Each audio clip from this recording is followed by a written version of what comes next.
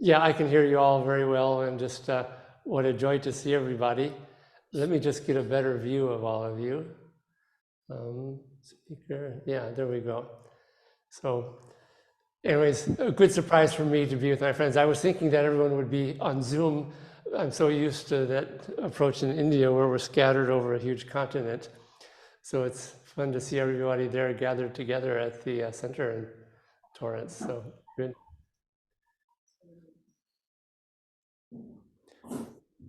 Okay. So can everybody just say their names again, just because I can't see everybody clearly, but there's a couple of people I don't recognize. Hi, I'm Jasmine. Jasmine, okay. And I don't think I've met you before. Nice to meet you. Maybe I met you there and when I was there last year, I don't know, but. I'm pretty new. Okay. Arnav. Arnav and Padma, yeah. Hi, Devarshi. I'm Paula. I had initiation with you in 2007. Yeah, no, I remember you very well. And I see Michael. Devarshi, thank you for coming. Oh, thanks for having me, allowing me to be with you. So. And I'm Adele, and I was here when you presented your book. Yeah. Okay. Hello, Devarshi. I'm Rodika. Okay, yeah. And I first met you in Turia Moore's center when you came with your wife Maria. Okay. All right. Also, Kriya initiation. Yes. I'm Jennifer, and we've met before. Yep. Okay. Hello. Annie? And, yeah. Okay, good. I can't hear all the voices clearly in the back, so if we'll have time for questions, answers at the end, and so I may need help with repeating some of the questions. Can you hear us clearly, Devarshi? What's that? Are you able to hear us clearly? I can hear you pretty clearly, yeah, so. Speak up. In the back, less so. So, okay. So why don't we begin just with a prayer and a chant.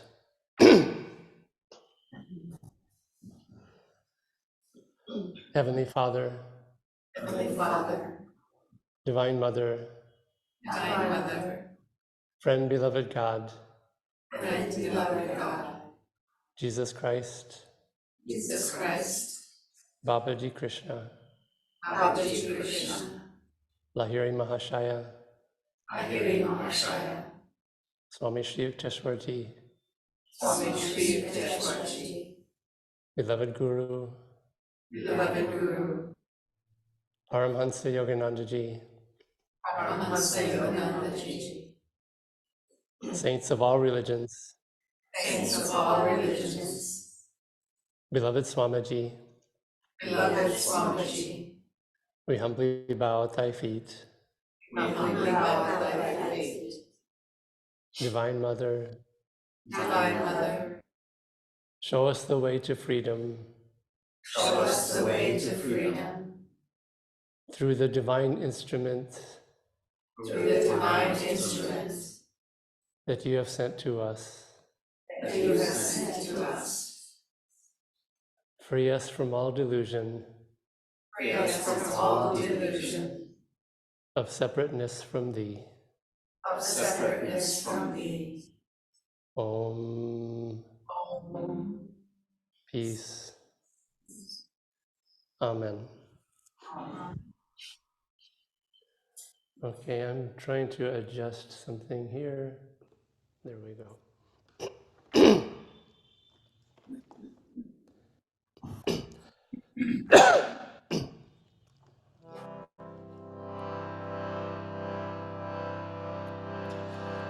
Guru Brahma, Guru Vishnu, Guru Devo Maheshwara, Guru Sakshat Parabrahma, Tasmai Shri Gurave Namaha. Brahmanandam Paramasukharam Kevalam Jnanamurtim Dvandvatitam Gaganasatrisham Tattvamasyadi Laksham Ekam Nityam Bhimadamachalam Sarvade Sakshibhutam Bhavatikam Trigunarahitam Sadgurum Tvam Namami Tvameva Mata Chapita Tvameva Bandhu Chasaka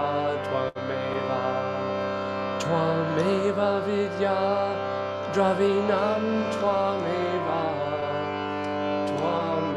Sarvam Mama Deva Deva.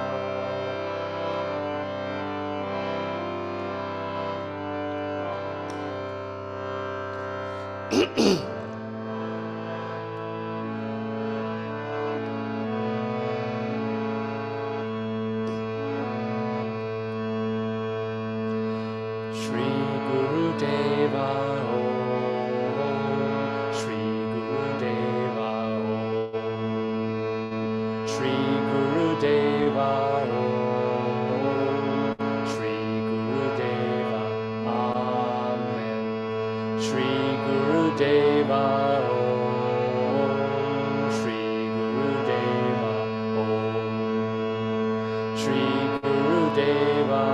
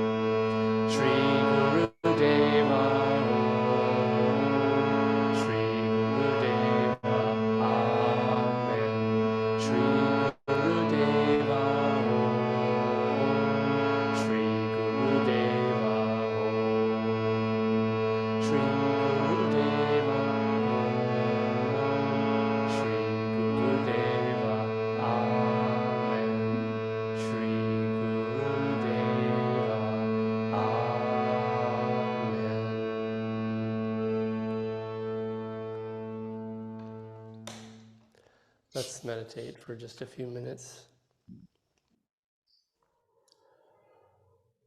Om, peace, amen.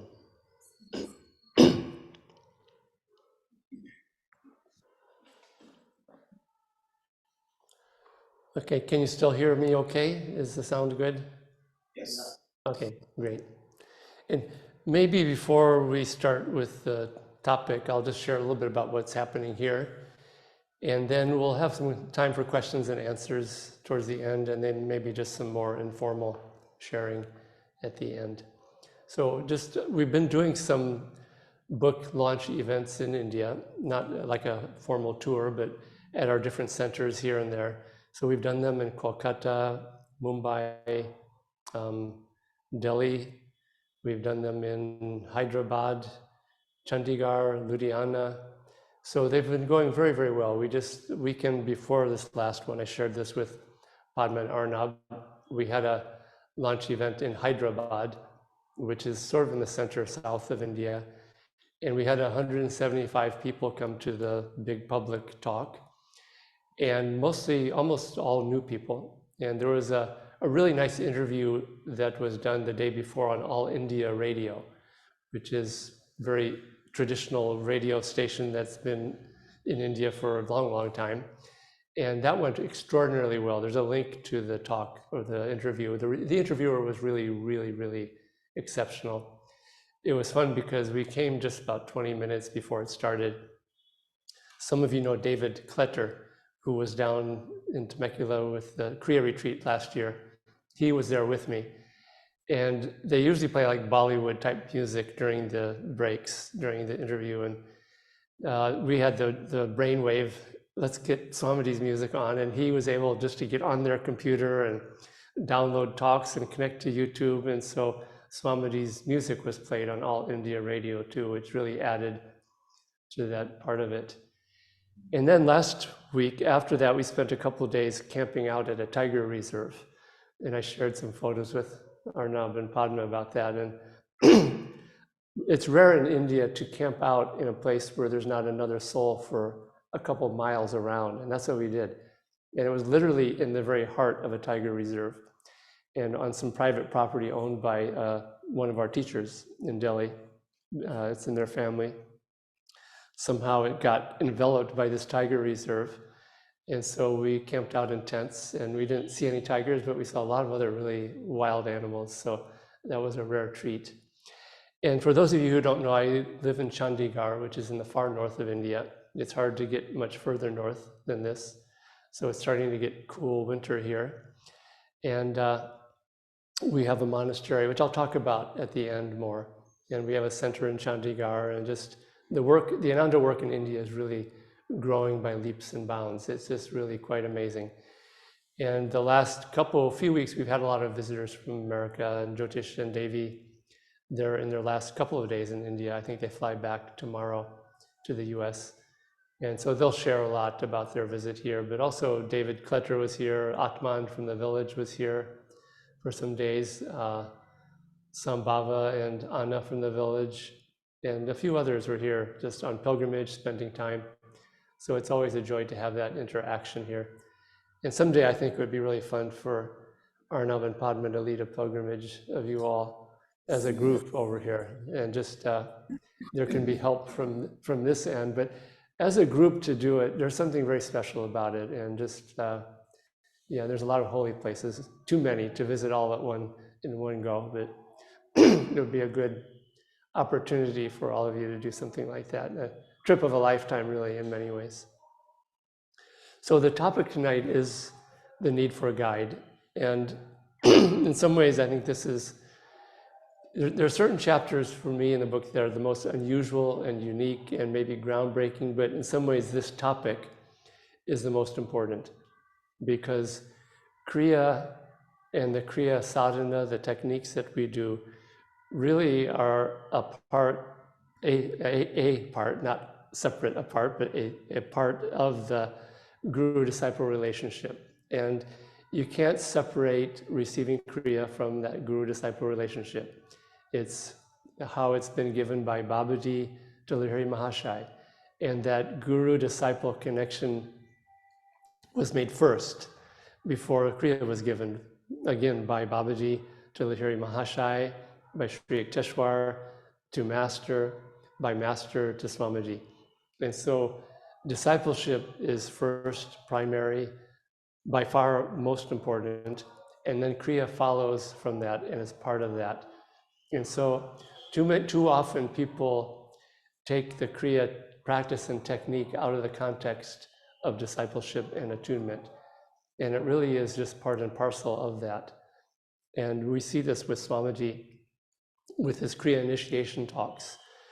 And what we've done, and if you haven't tuned into it, there's about 46 or 47 talks by Swamiji on Kriya Yoga that have been finally organized and really compiled in a good way that are available for all Kriya Bandhs. And there's about, 20 Kriya initiation talks in that. And for all Kriya Bandhs, I would highly recommend listening to all of the Swamiji's Kriya initiation talks. Yeah, just spend a seclusion listening to all of them or most of them, and you'll find that it's amazing how much it helps to hear directly from Swamiji. When I took over was given the Kriya Sangha to lead in 2005, the first thing I did was I went into seclusion and I listened to all of Swamiji's Kriya talks, just to really get back to how he taught Kriya and how he understood it, and again, how he wanted us to practice it. And you'll see that his Kriya initiation talks, they're very different in the way he would always bring in some new idea or approach, but most of the talk would always cover the same territory. And one thing that he always covered was devotion and practicing Kriya with devotion. But the thing he always just really emphasized more than anything was attunement to the Guru. That this is a lineage, that Kriya came through a lineage. It's not a technique that came and suddenly appeared on the internet one day. It came through this sacred lineage and is given as initiation because it's given with their power to practice it. Without their power to practice it, it's just more of a breathing exercise. And it's their magnetism that we practice Kriya correctly when we practice Kriya, and deeply. I mean, correctly maybe isn't the best word, but more and more deeply. And so Kriya, and I mentioned this in that chapter, it's not mechanical in the results that it gives. It's done with the art and science, which this whole book is weaving that thread of art and science. And the main part of that art is the intuitive attunement to the Guru. And that attunement to the Guru is everything. That's what's going to make or break our going into samadhi and achieving moksha, is that attunement. It's not getting the perfect awe and the perfect E when we do the Kriya technique. It's that deep attunement to the Guru. And the importance of that is just shown by Master in Autobiography of a Yogi. Just the first sentence, he talks about the eternal nature of the disciple-guru relationship in India. The last sentence, he says, "Lord, thou hast given this monk a large family," talking about his role as the Satguru for all of us. And all the most poignant moments in the book are when disciple meets Guru, Babaji and Lahiri Mahashai, Master and Sri Yukteswar. And the longest chapters in the book is when the chapters of Master being with Sri Yukteswar, his Guru, and the lessons he learned from his Guru.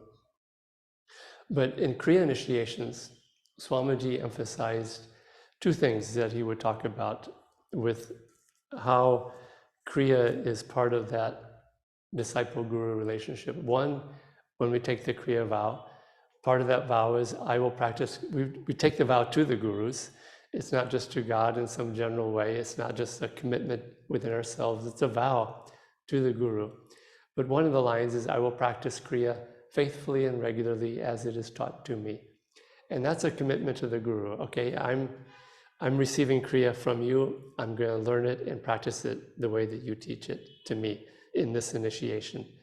And too many people receive Kriya from some, Kriya lineage, and then they compare it to other Kriya lineages, because there's a lot of different Kriya lineages that are true, some not so in tune, some more in tune.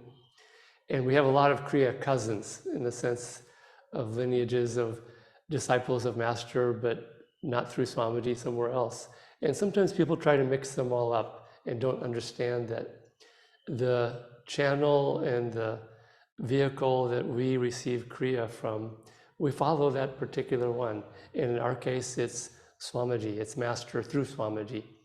One thing that I appreciate so much about Swamiji is that he's portrayed by some people as a rebel and as an outlier and just kind of going against the grain. But what he did was to bring Master's teachings creatively into every aspect of life. And Master authorized him to do that, and that was part of his discipleship.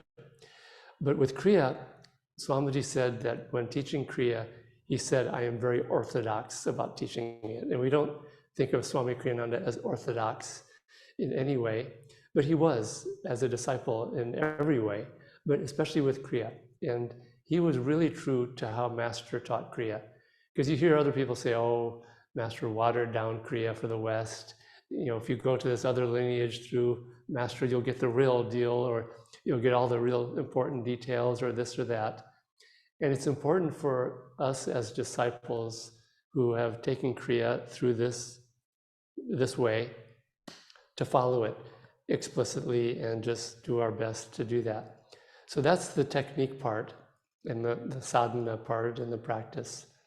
But the other part is the attunement part, which is really everything for the disciple in the end. And Swamiji would keep coming back to this idea of attunement.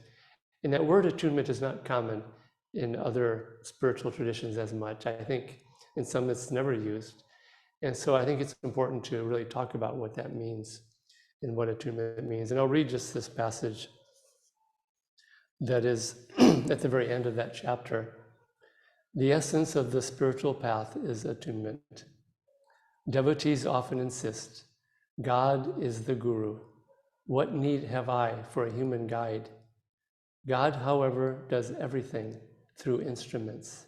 Even the stars and planets were created by higher beings in attunement with His will. Yes, God is omnipresence.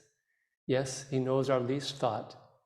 He acts, however, through instruments.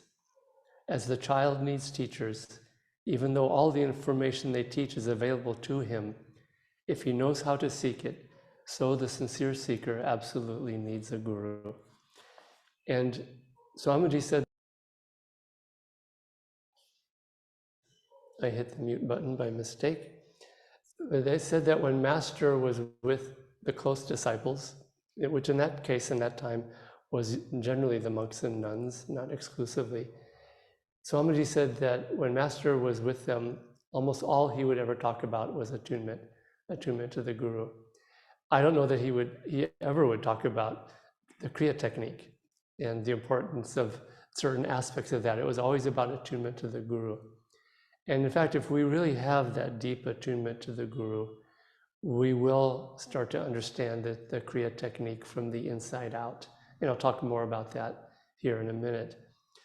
In Kriya initiations, when Swamiji would talk about attunement and about the Guru, he would almost always talk about, touch on some way of practicing Kriya with the Guru, consciously. Whether at different times he would say it in different ways. Sometimes he would say, practice Kriya feeling that the Guru is sitting next to you, whispering advice in your ear to your intuition. I remember Nayaswami Anandi saying one time, well, I don't want him sitting next to me, I want him on my lap. And that she talks about how Swamiji would more often talk about that, the attunement to the Guru as something that was so much more close and intimate, but not in a personal way. And the ways that he would talk about it would be, one, he would say, feel that Yogananda, it's Yogananda is going up and down your spine. And I like to feel that it's his consciousness and power going up and down my spine during the Kriya practice. Not all of you have Kriya yet, but I can share this, that when you practice Kriya, there's different ways that we focus at different times. Sometimes it's really helpful to do Kriya purely with intense devotional offering and focus more on devotion and giving our heart's love as we practice the technique. But at other times, it's really helpful to focus almost entirely on doing it with the Guru's power and consciousness. This is especially helpful when, sometimes we wake up in the morning and we do Kriya, and it's like the energy feels like it's going through molasses, going up and down her spine. It just barely moves, and it just doesn't have much power. But practice Kriya at times, feeling that it's the Guru's power and consciousness. The power part of it, it's infinite. It's the power of the universe. It's the power to change universes and worlds, but especially us. And try to feel that it's that infinite power of the Guru flowing up and down our spines.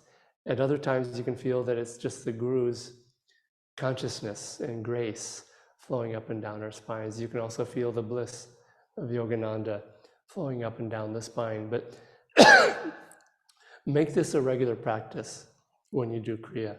And maybe even, every time you do Kriya, do some of them. Maybe even starting towards the beginning of your Kriya practice with this power of the Guru flowing up and down your spine. The other way that Swamiji touched on it at times was, he said, feel that Master is practicing Kriya in your body, and or that you are practicing Kriya in his body, or that you're doing Kriya as one. That's another way. And these are intuitive ways. Visualization can help, but try to take visualization to the next step of inner feeling, because it's on the level of feeling that this happens. This is intuition. Master defined intuition as calm feeling, or as I like to say, calm feeling perception. It's perceiving with the feeling of the heart is what it is, rather than with the head. And there's a very, experiment with this too, there's a very high, subtle, the highest way of perceiving is with the intuition and the feeling of the heart. Feeling someone's energy, for example. When you're with a friend and relating to someone, you'll find that those who are able to help others the most deeply or relate to others most deeply, it's not an analytical thing of, okay, this person likes that, they said that, they are this, they are that. It's more of this deep, intuitive feeling of the heart where you just feel the person's energy and you feel what they're going through. And maybe they're going through a test, or they're feeling some pain, or they're feeling upliftment. But it's on that level that you really tune into another person. And especially that's how you get close to another person, is relating on that level, and relating very often in silence even, rather than just always talking. And so this is how we intuitively relate on that feeling level with the Guru. And it's a subtle thing. It's a thing that takes practice. But it's more like Master said when he talked about his experience of samadhi in the poem Samadhi. He described it afterwards as saying that he felt the universe from a point of intuitive perception in his heart. And that idea of intuitive perception in the heart, work with that during meditation, during Kriya. And yes, the eyes and the consciousness are uplifted. We don't want to have the energy stuck halfway up the spine. But if your energy is lifted upwards and your heart's energy is offered upwards, and then you're tuning to the heart in that way of being, then that's how you start developing that intuition, that intuitive perception. When Master was asked one time, how do you develop intuition?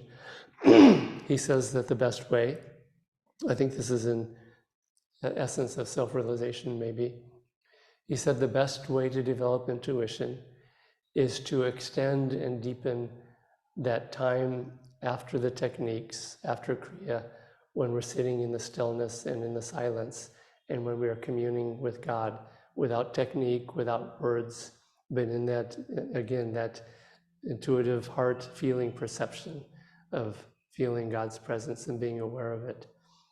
Another way that Swamiji described it to me personally is I was with him one time in India, and it was a funny time to ask him a spiritual question, but we were in the worst traffic in Gurgaon, just horns honking and just the insanity of Indian traffic. But I had my moment. I didn't have a lot of time where I was close with him and not other people around. And I had a question that had been in my mind for a long time, because I understood the importance of attunement. For me, it's always been of prime importance. And it's very interesting that all the times that Swamiji gave me advice, maybe with the exception of one, was about the attunement to the Guru and being an instrument for the Guru and tuning into the Guru's consciousness. But I asked him once in this drive in Gurgaon, I said that, I told Swamiji, I said, when I practice devotion to the Guru, I said, I feel like my heart is completely open and I am giving my love to the Guru, and that he is sending his love and giving his love to me. And I felt that there was more than that, but I didn't know what the more was. And he indeed said, he said, well, that's good, what you're doing. But he said, there can be more, is the way he put it. He said, don't feel there's a separation, that the Guru is, the Guru is out there and you're in here and you're giving your love to someone out there and he's out there giving his love to you. He said, feel that your aura and the Master's aura are merging and becoming one, and that you're in Guru and Guru is in you, and you're practicing devotion to the Guru without separation. And this is it's not a mental idea or even a visualization. It's something that we feel deeply inside, the way that Master Swamiji talked about it, and I write about this in a later chapter. He says when we pray, we pray to God, but as we go deeper, feel like we are praying in God, that God is in us and we are in God, and there's not a separation, and so he said that when we meditate, same thing, don't meditate just on God, meditate in God. And so with the Guru, feel really that the Guru's consciousness and ours is one. And even if it's an affirmation or a visualization in the beginning, start from there and work with that, because it's really on that level that the Guru changes us. It's, the purification ceremony that we do. Open your heart to me and I will enter and take charge of your life. And when we're really open to the Guru, he comes all the way in. He enters and gets inside of us and takes charge. And that's one of the beautiful things about having that deeper level of attunement, is that we think we know what we need to work on. And so we pray to Master, oh, please help me with this. And it's good. I mean, we are opening ourselves to Master by praying, but I've seen many times that the things I really need to work on are things that I wasn't really aware of. And maybe there were deeper things underlying my problems that I thought I was working on. But when the Guru enters, and especially during Kriya, it's like the Guru going, his consciousness and his power, and it's not just an imagination, it can be very real when we go deep into it. The Guru's power, it's going inside of ourselves and it's changing us on a cellular level, on a vibrational level, just on the level of magnetism purely, but also just with our karma. I mean, our vrittis, our samskars, the seeds of karma are in the sushumna, and Master's power is going up and down the sushumna. It's like a pipe cleaner. It's going in and out and cleaning out a piece of pipe. And that's the Guru is cleaning this pipe out and freeing us from karmas and really doing a lot of work on things that we have no idea that we need to work on. And just, takes a level of trust. It takes a level of complete openness and saying, okay, Master, work on me, whatever I need to be worked on. And so, and that trust comes partly as needed because sometimes the Guru will help us work out karma in ways outwardly that may seem unpleasant, painful even. But I've learned over the years as a disciple, and again, I talk about this in other parts of the book, dealing with loss or with chronic pain or whatever tests that come in life, that when we open our heart to the Guru and he enters and takes charge of our life, that's a big deal, takes charge of our life. I mean, especially Americans, we want to be in charge of our life. We don't want someone else to be in charge of our life. It's our life, it's not his life. I want to be in charge. And all of a sudden we're saying, the Guru, take charge of my life. That's a pretty bold step. And it's not a passive one. It's not something where, okay, Master, yeah, take charge of my life, whatever. I'm done with being in charge. It's really a very strong affirmation of self, of giving, of saying proactively, okay, Master, take charge. And it takes a lot of trust. And I've seen that the trust has been justified in my own life, that every test that I've gone through, no matter how difficult or unkind, or oh my God, this is bad karma, it wasn't in the end. It was always the best possible karma, because it was the Guru coming to me. And I almost feel like the Guru kind of meters out our karma, or gives us our karma when we, one, can deal with it, have the strength to deal with it, but two, when we most need to work on a particular quality. And so when we need to develop more of a strong willpower, or a strong complete surrender to God, the Guru will bring some of our karma and take it off the shelf and bring it in and offer it to us and give it to us as a gift. And I've seen this, that tests, when we really are open in that way, these tests are always gifts for me from the Guru, from Master himself, to help me develop in some way. And I have found that trust to be warranted without exception every time, that when I'm open in that way and that test comes, the strength comes also, because the Guru, when he enters and takes charge, his strength also enters, and his power and his support and encouragement is also there. So it's not like he's trying to play games with us and trick us, or his support is entirely there. And even that test, strangely enough, I've seen that the tests are his support, as a way of just, again, of helping us, of lifting us up and getting us out of our limitations and our littleness, and getting us out of our delusions that we are separate from divine power and from the Guru's power. So this is a way to work with attunement, especially in meditation and especially with the Kriya practice. Other ways that are important, and it's mentioned in the chapter, is that I've seen that attunement can't just be passive in the sense of just inward, that we also have to proactively act. And as long as we're compelled to act, we're going to be in this world. And as long as we are in a body, we have action karma to work out, where we have to act. We can't just say, okay, I'm done with this world, Lord, and just lay down on your cot and just merge back into God, because you'll wake up and say, oh gosh, I'm hungry, I need to have some food, or I need to do something, or I'm restless and I need to move around and do something. Because we have this compulsion and this karma. Karma means action.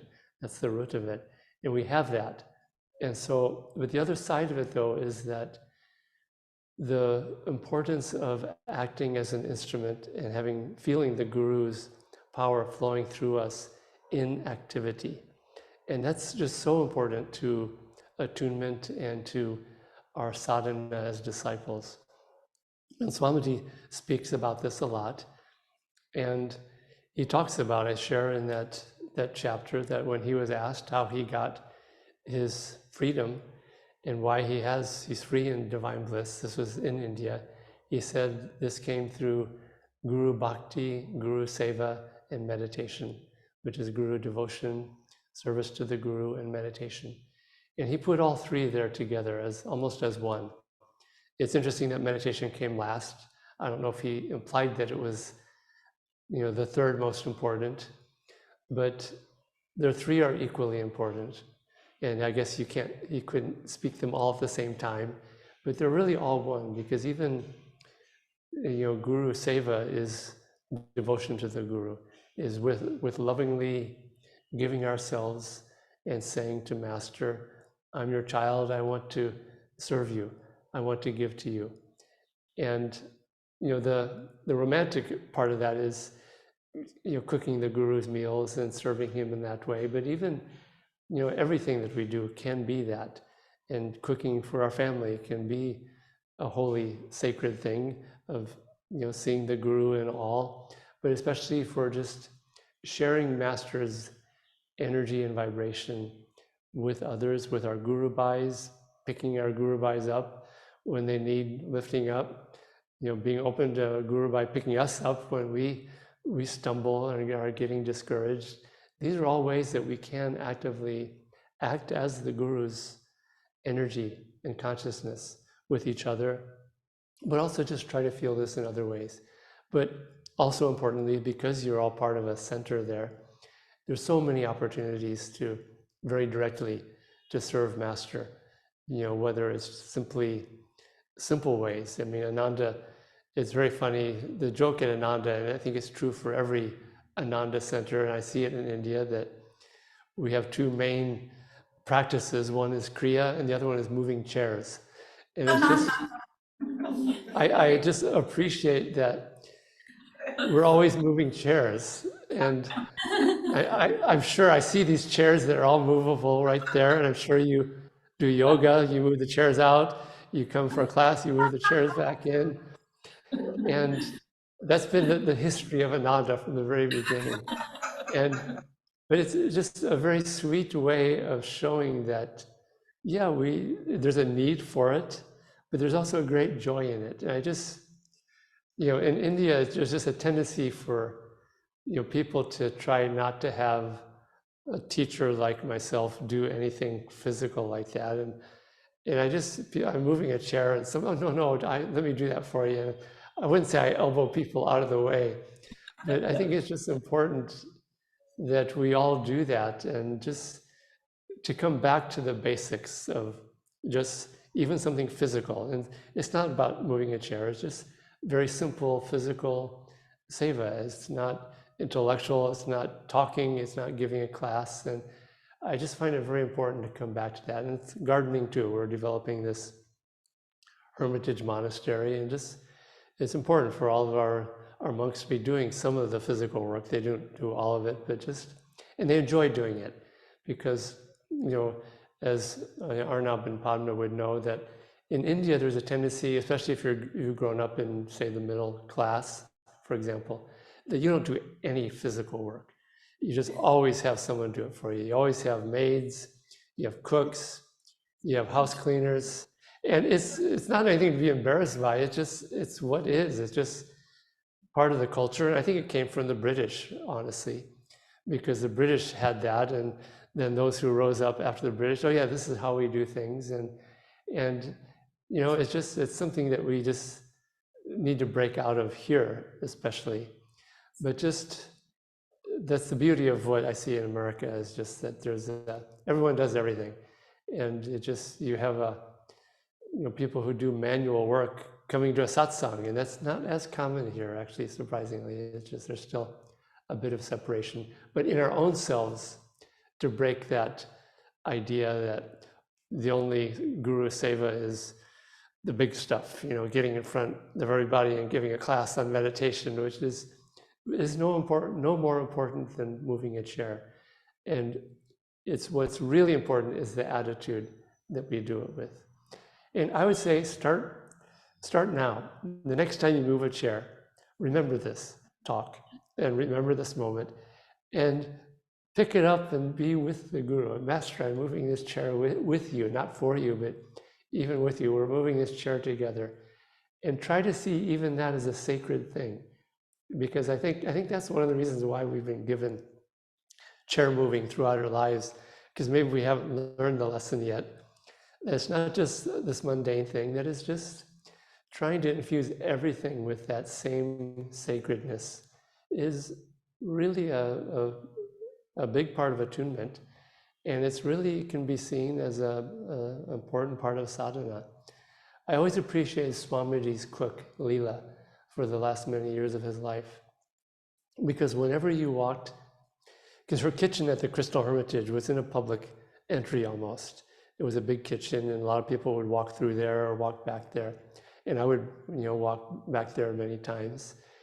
And when you walked into her kitchen, her aura was in that kitchen, and it was a sacred space whenever she was there. She was very calm, very centered, not in an abstract way, not in an impersonal way. Just there was this divine sweetness of the way that she prepared the food was the most sacred Guru Seva. And anything can be that if we really consciously do it. And so don't go into trance and move chairs in some, unnatural way, but really try to bring that into everything that we do. Also try when we relate to each other to feel the Guru flowing through us. I would really recommend, if you haven't already, Nayaswami Anandi's book that just came out. Have any of you read that or started reading it? Okay, very good. Yeah, Several of Michael you, gave all of us a copy. That's right. You have Michael there. Very good. to hit you over the heads with these books. Almost all of our monks have read it already. It's a very deep book. And one of the things that she talks about in there is a lot of it is guru attunement, especially that second section, about always feeling Master and Swamiji's presence, trying to feel them every moment of the day.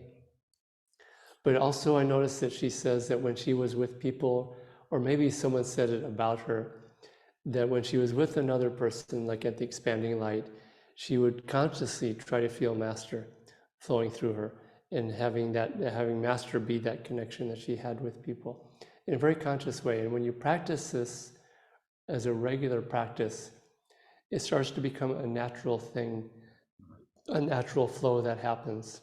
Swamiji talked about this in the sense that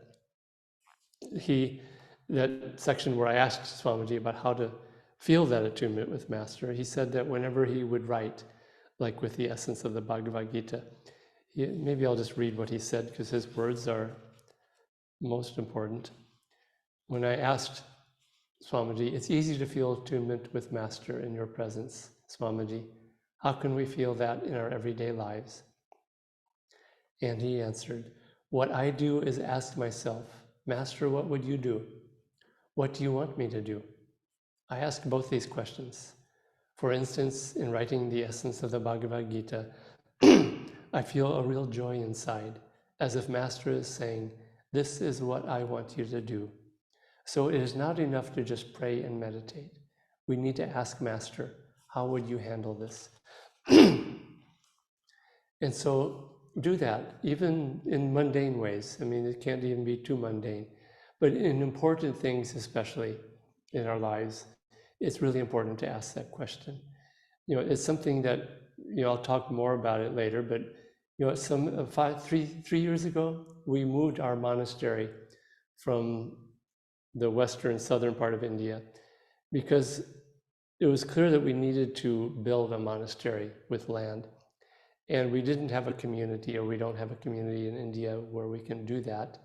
But it was also important for us to have our own identity and space, but not too far away from an Ananda center that we were separating ourselves.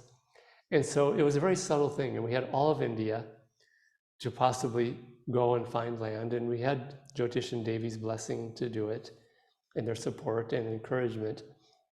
And the question was, well, where do we look for land? And the responsibility was on me to kind of mostly tune in and make a decision. And I wouldn't say it was me, because my only part was to always be asking Master, to always be asking Swamiji in particular. For me, Swamiji for me is an easier way to go to Master. And I pray to Swamiji and ask him, what do you want us to do? What would you do? And I would pray that all the time, or a lot. And the idea of finding land near Chandigarh came up a few times, just out of the blue. But even that was, could be coincidence. But it took, for me, praying and feeling inside very often and deeply, Swamiji, what do you want us to do here? And the answer, it'd be nice if the answer came as a booming voice in our head saying, you should do this, or I want you to do that. But people, they want answers like that because they want to sort of take the easy way out. They don't want to take responsibility for tuning in. At the talk in Hyderabad, this man came up to me, and I hadn't met him before. He was a new person, but he really trusted me and who knew who I was. And he said, I have an important decision to make. My daughter is going to be starting this private school, and there's two schools that are equally kind of good. And it's a really important decision. I don't know what to do. And I've written the names of the schools on these two pieces of paper and folded them up. And I want you to choose one of them. And that's the school that I'll send my daughter to. And on one level, it's a sweet idea. But on another level, it's not. It's not a good approach. I said to him, I can't do that because I can't work that way. It's not a good way to decide things. I said, you have to tune in. Master gave us the responsibility to develop our own intuitive understanding and ways of tuning in. And he doesn't want to do it for us. He doesn't want to just toss a coin or give us a voice.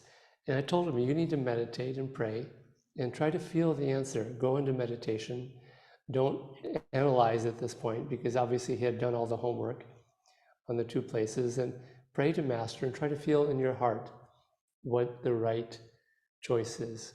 And so that's what I did when we had to decide on shifting a whole group of monks here to a different part of India.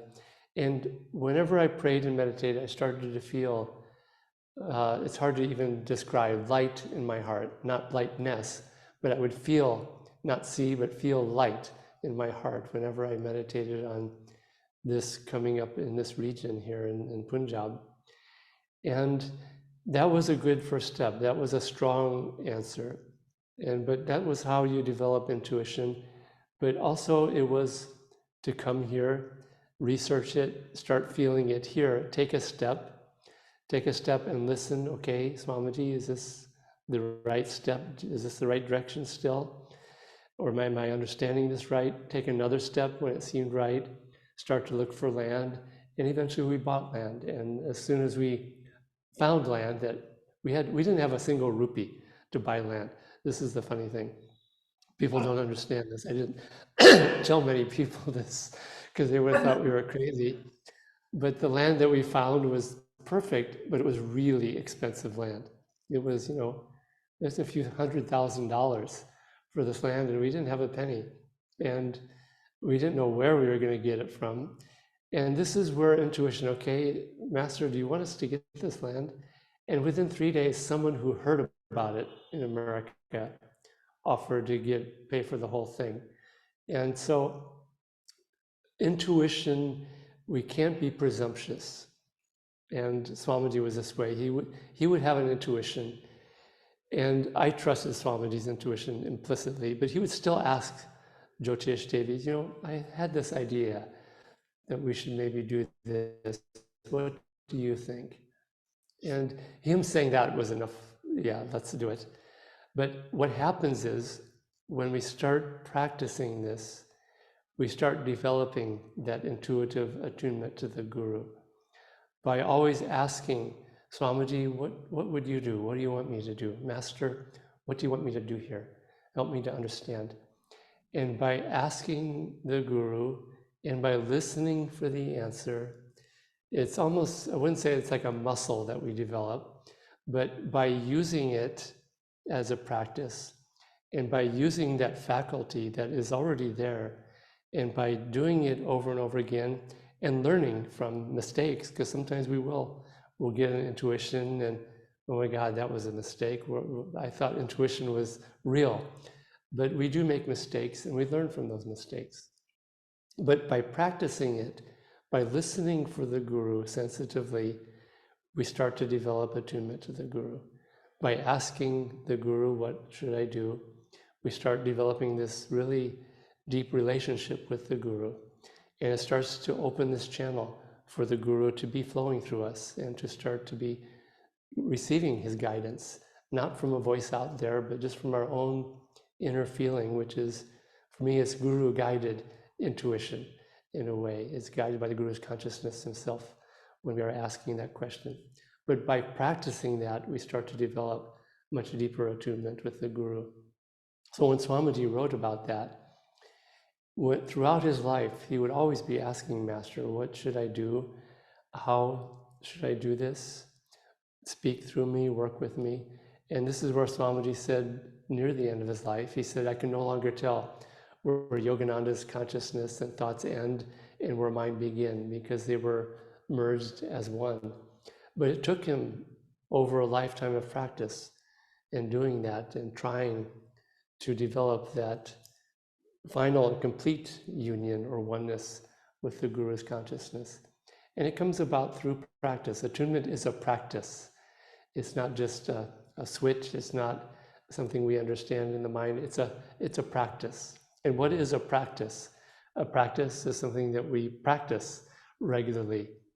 It's like athletic practice and piano practice and any practice that we do it repeatedly. And as we do it repeatedly and work at it, we start to develop more skill with it. And we start to become more fluent with it, and we start to become more natural with it. And so attunement is a practice, something that takes time, it takes effort, it takes failures, it takes successes. But if we follow that the best that we can, repeatedly, over time, over a lifetime, that's how we develop this deep, Guru-guided intuition and understanding. So let me see if there's any other points in this chapter that I've wanted to work with. The other one, of course, is chanting Om Guru as a regular practice. Since this book came out, I've heard two other stories that were very interesting because Swamiji didn't talk in public. Never did I ever hear him say, practice Om Guru. Maybe once someone said that he wrote it somewhere. I haven't found that yet. But it was a practice for him. It wasn't just his advice to me to mentally chant Om Guru. And two stories that I heard about this in the last year. One was that it was from Nayaswami Rambhakta in Palo Alto, where in the 1970s, when Swamiji was writing The Path, there was a woman who was really helping him with it, with the editing, with compiling and everything. And she had been a great service to him. And they were all at the airport saying goodbye to Swamiji as he was about to go off to some big trip somewhere. So there were several people there. And Rambhakta saw Swamiji talking to this woman and blessing her. And as he was watching, he felt something really significant was happening. He said there was some real power there. And he later asked the woman, so what did I see there? What was going on there? And this woman said that when Swamiji blessed her, she said this light exploded in her brain, this divine light, and she heard Om Guru, Om Guru, Om Guru. And Swamiji never had talked about it up to that point. It was just, really, it wasn't something from her past. It was just something that she literally heard in that moment, Om Guru, Om Guru, Om Guru. And she said to Rambhakta, and I understood at that moment that Swamiji is always chanting mentally Om Guru, Om Guru. The other story is someone who went to the Crystal Hermitage. There was a fundraising dinner there, the annual, I think it was the Crystal Clarity Donors Dinner. And this woman went there, and she got there early before anyone came. And she walked into the Crystal Hermitage Dome, and there was nobody there except Swamiji was standing off to the side.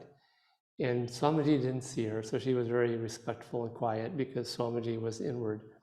And she heard Swamiji talking, and she thought, well, he's talking to himself, or what's he saying? And so she was very curious. I mean, if you hear Swamiji talking to himself, yeah, you listen, what's he saying? And she wasn't trying to be nosy or anything. She just was sincerely curious. And she heard him chanting Om Guru, Om Guru, Om Guru. So this is don't think this is just a practice for a few people. And I wouldn't say everyone must do this, but this is a universal practice that I think Swamiji highly recommended for all people to make a really regular part of their sadhana. So let me the other thing is just that it's this attunement in the end only that gives us the experience of samadhi. As the chapter shares, it was Master's touch on the heart, or Sri Yukteswara's touch on the heart, that really gave Master that experience of samadhi after he had left Master and gone into the Himalayas. And what's charming about that story is that Master was having a really bad meditation that morning. And he said his mind was like leaves blowing around in the wind. And I find that very inspiring, because we think that we're going to find God by how good we meditate, and how worthy we are by how good we meditate. And our part just has to be sincerely to do our best. And I'm sure Master was doing his best. And the avatars, they go through these things, I think, not because they need to learn the lesson, but because they're teaching us the lesson. It's their life is sort of a storybook for us to learn from.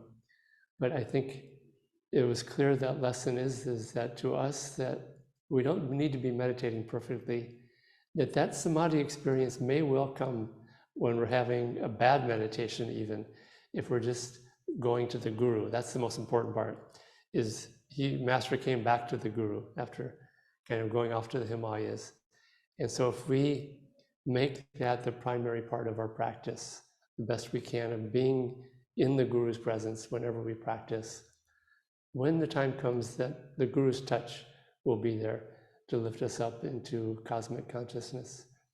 So every step of the way comes with that touch of the Guru, which comes really through attunement to the Guru. It doesn't come by running up to the Guru and asking him, touch me in the heart, touch me in the heart. It comes from just having the open heart, and his touch is always there, really, in some way. So do we have questions?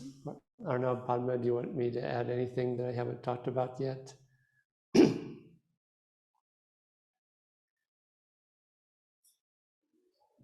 Oh, yeah, so I was thinking when you were talking about the Om Guru, chanting Om Guru. Master also didn't say Om Guru, but he said the quickest way to advance spiritually is to keep your attention. Yeah, and he gave that guided meditation to do at the end of meditation, of calling to the Guru here and listening for his response. And that's a good thing to do every meditation at some point. Visualizing the Guru's eyes at the spiritual eye.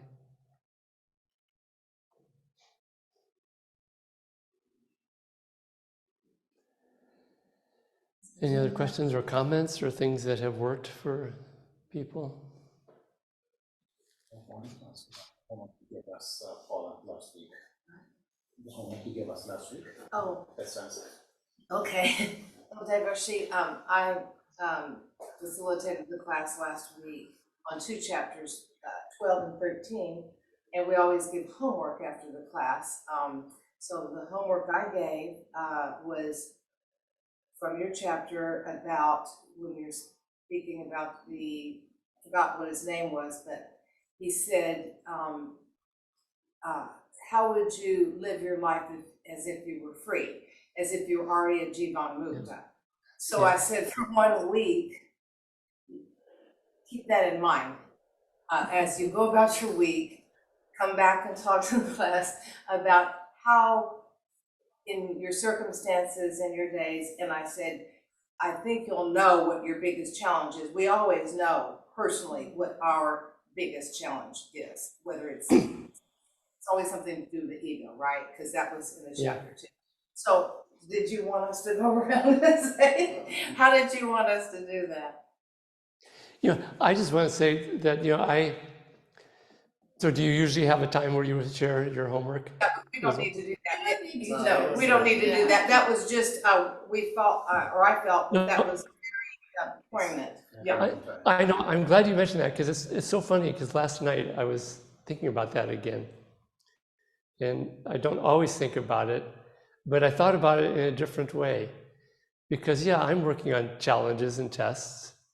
And, I understood it in a different way last night, that it wasn't about shining a light on my problems and test how I'm not a Jivan Mukta and what's keeping me from it. What I found, and it touches on this topic of attunement. Now, last night I was just looking at the pictures of our masters and tuning into their consciousness as Jivan Muktas and their liberation. And somehow by tuning into that helped me tune in to being what it is to be a Jivan Mukta. And it helped in that moment, not to liberate me, but in that moment though, it freed me from a challenge that I'm working on. It just completely elevated me above it.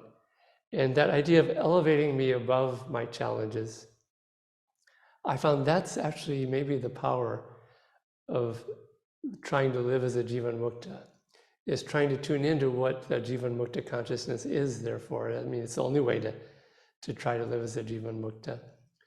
But I found it was attunement and magnetism was the secret or the power of tuning into what it is to be a Jivan Mukta and feeling that freedom. And that freedom I found had the power in that moment and now to some extent to elevate me, to lift me up above my problems, where I didn't have to be fighting, hand-to-hand combat with my problems. I just needed to be elevated above my problems. And the problems are way over there now, and I'm free of them because, and this is what that idea works on, is that we don't have to work out all our karma. We have to become inwardly free. And so by becoming inwardly free, yeah, we may still have those karmas. And what are karmas? It's not a physical ailment, it's a feeling, it's a desire, it's an attachment, it's the agitated feelings of the heart. Those are still there. Even if you're a Jivan Mukta, those karmas can still be there, but we're elevated above them. And that's why it's just easy to work them out as a Jivan Mukta. Is just those karmas are suddenly, they're not binding to us anymore, so we can just kind of take a broom almost and just sweep them out of the way. It's almost that easy, and I'm not exaggerating it, when we're in that elevated state. And it's not just only when we become a Jivan Mukta that we reach that extreme elevated state. It's even in the practice of it, as your good homework assignment gave, that we can have that elevation.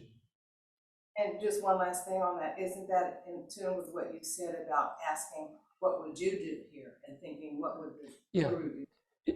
Yeah, that is, it would be. Yeah, by asking them that question, we're getting into Master's mind and Swamiji's mind and their consciousness. Yeah. Good.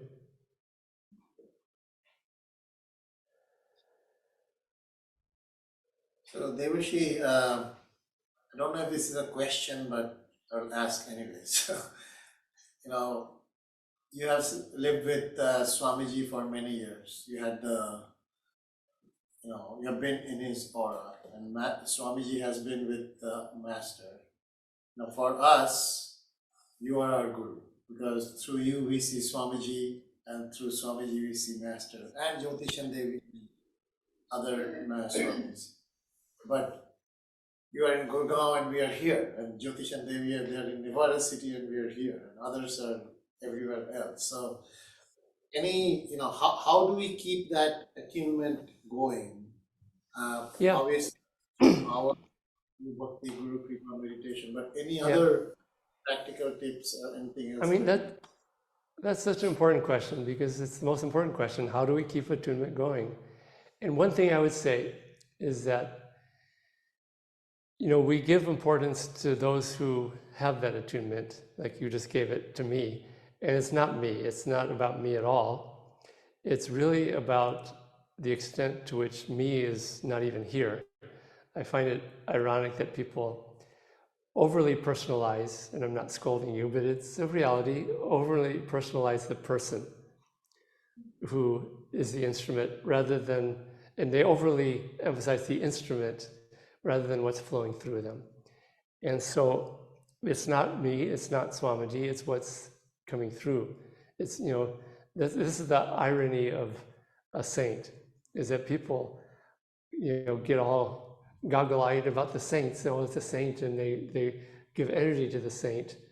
But he's only a saint because the saint has gotten completely out of the way.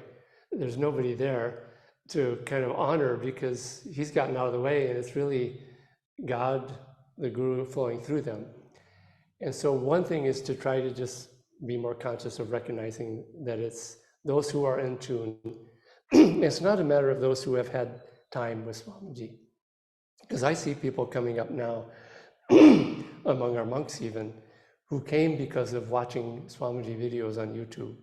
And they're here entirely because of their attunement to Swamiji and their understanding of Swamiji. And they still, I just love these monks because they're just regularly sharing, oh, I watched this video of Swamiji and he said something that you talked about the other day. And they're just regularly watching those videos and getting that attunement from Swamiji even now, even from a YouTube video.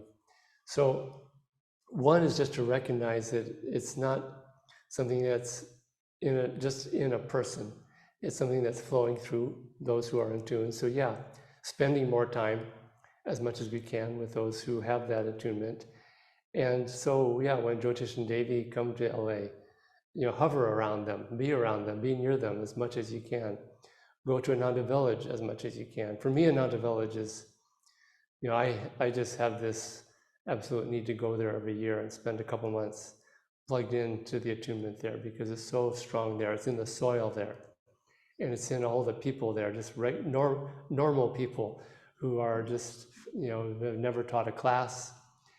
And for me, that's very important, because sometimes there's this thought that the ones we're getting these attunement from, it seems like they're just the teachers and the ones who are teaching classes. But when you go to the village, you see, and I know it from having grown up there and lived there, that these are people who have never taught a class. They've been raising families or doing whatever just people do in life, and they've never taught a class, and they have deep, deep attunement to Master, to Swamiji, and I want to be around it. I need to remember it and feel it. And so just spending time at Ananda Village, and even spending a couple of weeks when you can, because weekends are good, and it's great that you go sometimes as a group up there, but try to spend a couple of weeks where you're just having the time to go deep into that presence there and into the people there.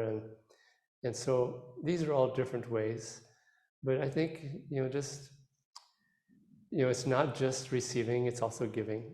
And with Swamiji, we saw this, that people who were only asking the question, I'm not implying that you're only asking that because you're serving too, Arnab, but people who were only trying to be around Swamiji and receive without giving to Swamiji, even by praying for him, sending him energy, by serving him in some way, even with a center, that those who serve gain much more. And Swamiji said this. He said, I've seen over the years that those who serve gain much more of attunement and the power of this divine ray of our gurus. So serving, don't underestimate the power of serving and giving, to have a direct connection to that divine attunement. And just again, I just want to say, it's not time spent with the guru, it's not years spent with the guru, it is this inner thing, and it's those who have gotten themselves out of the way through service, especially in many ways. And the guru's grace is very naturally flowing through them. And it's, just to be aware of that and look around for that. But yeah, be around those who have that as much as we can. So yeah, I hope to come to LA again this coming year and just do some satsang or things in the springtime. I'll be there in late March, April, May.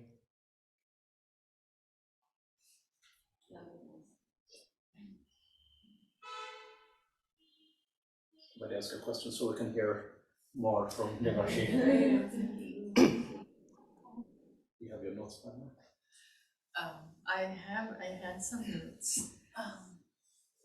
So Devarshi, this is the one that I forwarded you. And let's see if anything comes up. So I actually, should I give the class the assignment that I had? Yes. So this week's assignment for practice, and I can send out, it's basically exactly what Devarshi was talking about. And you can pick any one or all three. The first one is chanting Om Guru at the point between the eyebrows throughout your day. Forgetfulness is the main reason why we have limited success with this practice, and here are some ideas to experiment. Practice chanting right after your morning meditation, you know, when we are in silence and doing some of the mundane activities. Practice it. And then having a timer throughout the day. I've had some results with the timer, finding different times, like driving to work. For me, it's like an hour during your midday meal, etc. The other one is asking Guru's guidance by mentally saying, Master, what would you do? What would you want me to do at different times during your day, and noting your feelings in what response you feel. And then the last one is practicing Guru Seva, or grateful service, as Devarshi says, grateful service to God and Guru. So chanting Om Guru, asking, what would you do? And then Guru Seva. This is for 1 week or this is like One week at a time. 1 week at a time? Yes, I will. I can this. Yeah. Okay. The school teacher has given us our homework. Very good. I'll add one more thing. Way that I have found most helpful with getting Om Guru more strongly established is make a special effort to do it as the very last thing as you're going to sleep every night. Just really embed it into your sleep. That, okay, I lay my head down on the pillow. Now it's my time to go deep into Om Guru for the rest of the night. And then try to make it a game. How quickly, when you wake up in the morning, you start chanting Om Guru. And so you'll find that at times, if you really work at it, it can be like the first thing, Om Guru, that the alarm clock goes off and you Om Guru right away. If you really work at it, it's a fun game to do. It's just have joy with it as a practice. And rather than getting discouraged when you slip away from it, be joyful and happy when you get back into it. So these are two ways that I found really a fun way to do it, but also a very easier way to work on it. Well, I like that you're bringing up the fun aspect of it. I've been trying, and as you're bringing it up, my very first reaction was that I've forgotten and I've fallen out of this habit. I'm going through some stuff, and I catch myself a lot of times during the day obsessing, thinking about, why isn't somebody doing it the way that I think they should, or just, basically just stuck in a spinning sort of rut. And I have at times tried to develop that practice of, a little bit of discipline with myself and saying, nope, Om Guru, Om Guru, Om Guru. But I've fallen out of that. So my very first reaction when you brought that up was, oh no, I've forgotten. Oh, I'm terrible, but nope. Yeah. So try to see it as a game. I like that. A game of hide and seek. So. Devarshi, we have about, I think, 10 minutes before you go. Can you tell us some of the things that are happening in Chandigarh? Yeah, so when the monks moved here, there was not really a center. There was a few devotees. They had sort of had a center at one time, but it wasn't like a real dynamic center. It wasn't like maybe what you have there. But when we moved here, we found land, then other people started moving here from Ananda. And it was just very interesting that some really strong people moved here, Bara and Shamani, who are longtime Ananda people here in India, and several others, Amit Purohit. And so now there's a really strong core group of longtime Ananda people here with a center. And the monastery is separate from it. We found that a monastery that is always where the monks are always hanging out in the center and taking part, that monastery dissolved. The monastery itself didn't have its own integrity. And it was one reason why we left, Maharashtra and came here to get land and have a true monastery integrity. And so the monks, we live in houses right now because we're just about to start working on developing our property. We live in houses that are about maybe 45 minutes from the center. It's on the outskirts of this Tri-City area, Chandigarh, Panchkula, Mohali. And so we're about 30 minutes from our land. which is really good because we can go there often. And so we have 5.5 acres of just really beautiful farmland that's surrounded by farmland. The last half mile is a dirt road going there, so it has some really nice separation, but it's only half hour from the edge of the city. So which is one reason why the land is so expensive. We also ended up being only half a mile from some longtime friends here who we met right away, called Ananda Permaculture Farm. They're not even related to Ananda Sangha, but it's a very funny story about how we met them. And I've shared this enough times, but it's just a very sweet story. But yeah, so we are good friends with them, and they're really helping us with the gardening and the farming. And we're not going to these 5.5 acres to be farmers. We have this really strong online work, and our monks travel a lot and do workshops, Kriya initiations. And so this is to develop a really strong spiritual base for our monks to have the spiritual power to do great things more and more in India. So it's not to get away. It's not going to be a place where people visit. It's going to be a real hermitage monastery.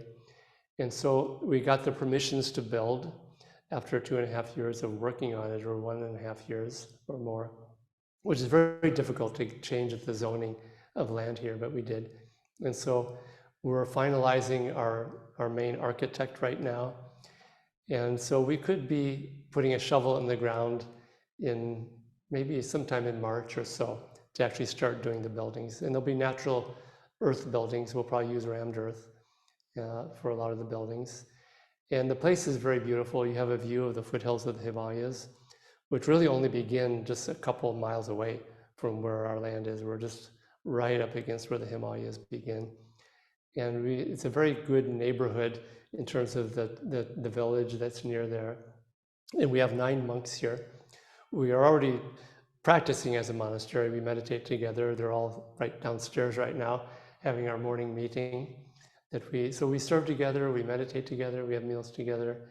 But we've always needed a place where that was ours, our own vibration, our own land, so we wouldn't have to pay rent for the rest of our lives and be bouncing around in apartments in cities.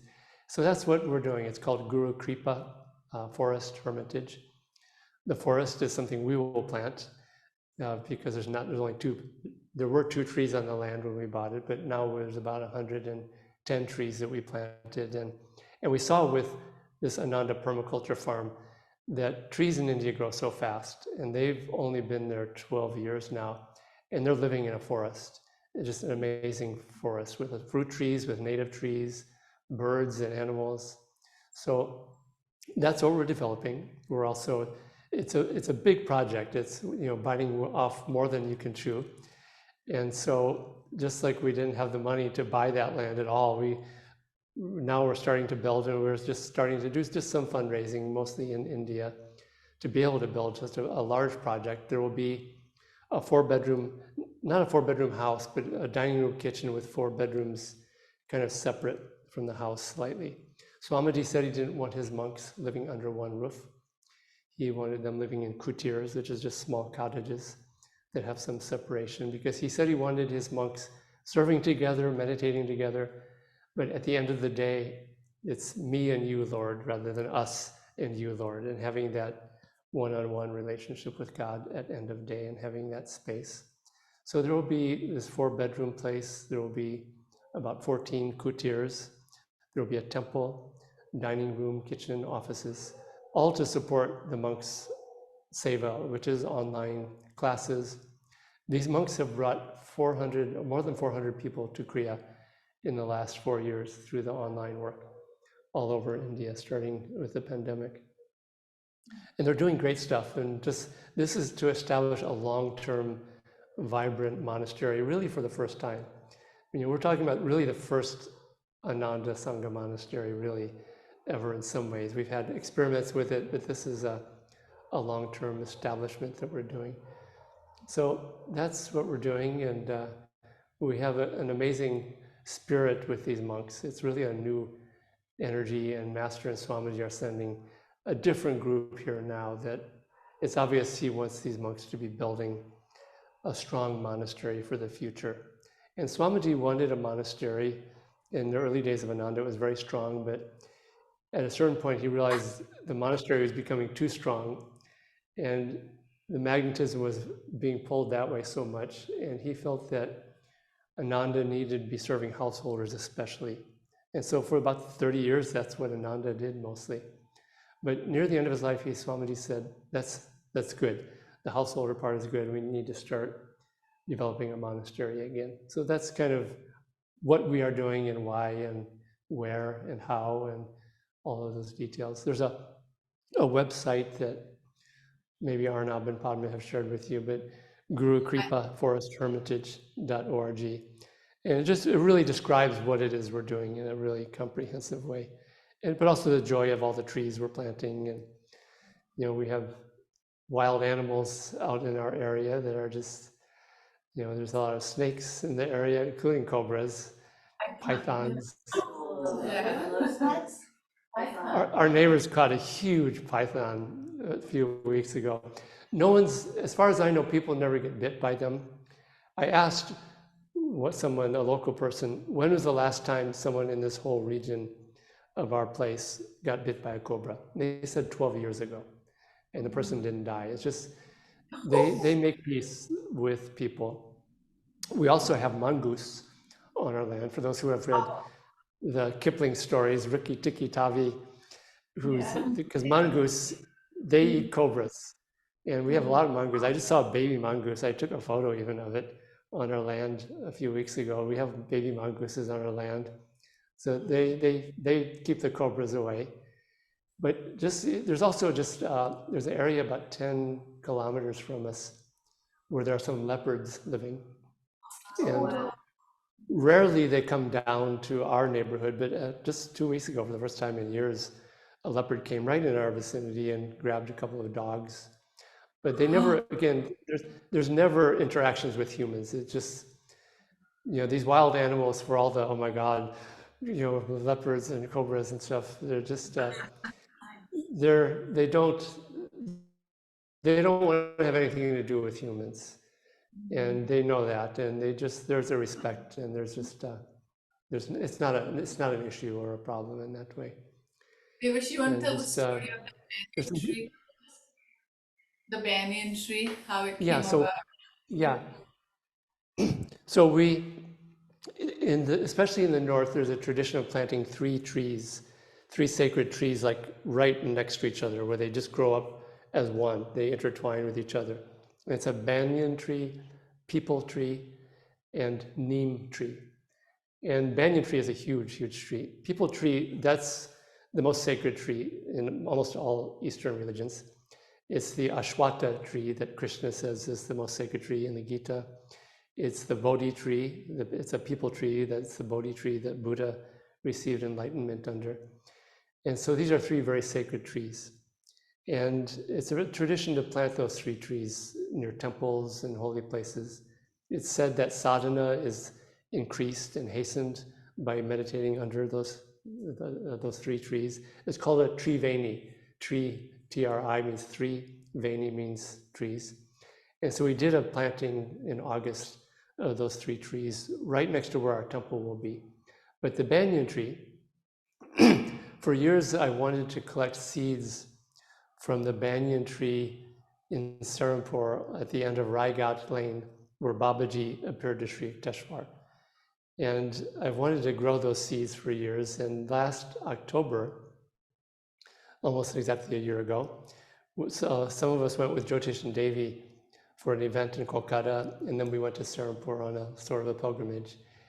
And my plan was to ask some of the locals, when do the fruit drop? Can you gather seeds for me? But it just happened when we were there, the fruit was dropping, and they were on the ground as we were meditating with Babaji and Sri Yukteswar there. And I gathered some of the fruit, dried them, and I started some of the seeds. And so a few sprouted. And so the banyan tree, just from sprouting about January, and now the banyan tree is about 5 feet tall. And it's on our land with the two other of the Triveni.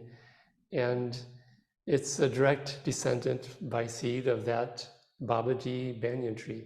So we're looking at I'm trying to get a seed from the Bodhi tree in Bodh Gaya and other trees like that, just to partly to have fun with just bringing these sacred vibrations there. And for me, it's sort of a spiritual and plant adventure exploration story, and just a way to have fun with all these things. But it also just brings a sacred vibration and reminder, because our temple will be under that tree someday, when the temple comes up and when the tree comes up. So. Beautiful, beautiful story. Beautiful. Thank you so much. Exciting. What time is it there? It is 10:05 a.m. here right now. Oh, so it's a half hour. It's an hour and a half different, yeah. Yeah, where the half hour comes in, I don't know. I understand Nepal, I think I heard that Nepal is 15 minutes even, you know, so it's like 45 minutes or 15 minutes. So we're 13 and a half hours ahead now, and 12 and a half hours ahead when your clocks go back. Okay. Devarshi, do you want to give us any homework in the tradition of this class? No, I think the homework given is perfect. Chant Om Guru. Really consciously work with attunement, just in every way that you can. It's just the most important thing that there is. But our school teacher here has given us some very good and real ways to practice, because it's a practice. It really is. It's a lifelong practice. So. It was a joy. They were Such a joy. My joy. It's And I look forward to. See you in March. Yeah, I hope we can see you. Devarshi, is it okay to share this video openly? Sure. Record? Yeah, however you want to share it, feel free to share it. Okay, I know the answer already, but I just wanted to make sure. Yes. And Jasmine, nice to meet you. And you know, one of our members here, his mother received Kriya during the pandemic. She's an older woman, very traditional Indian woman. And she read the book a few years after Kriya, and she said, everyone should read this book before they get Kriya, because it really kind of opens your whole consciousness up to what it really is you're getting into, and just the breadth of it. The depth we know, but the breadth of it is just, it's really good to dive in with that understanding. So good luck with learning these things, and I hope you work all the way towards Kriya initiation. Helping me a lot, so I appreciate it. Thank you. Okay. Okay, Om Guru. Om Guru. Okay. Bless you all. Thank you. Have a good morning. Good day. Have a blessed day. Bye. Okay. Thanks.